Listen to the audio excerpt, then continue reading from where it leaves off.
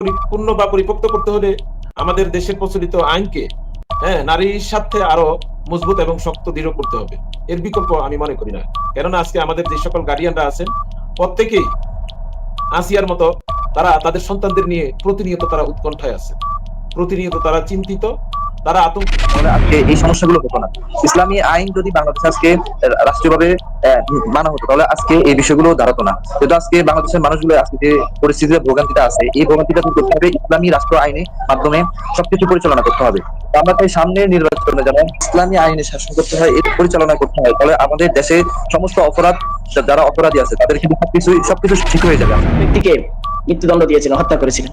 তো সেই জন্য আমি জাতির কাছে বলবো, আমি সাধারণত দেশের নাগরিক হিসেবে দেশের সরকারের কাছে, দেশের আইন শৃঙ্খলা বাহিনীদের কাছে বলবো যে আপনারা এটা পদক্ষেপ নিন।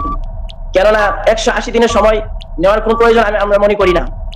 কেননা যেহেতু ইসলামী শরিয়া একেবারে বলা হইতেছে যে ব্যক্তি ধর্ষণ করবে তার একটাই শাস্তি, তা হচ্ছে মৃত্যুদণ্ড।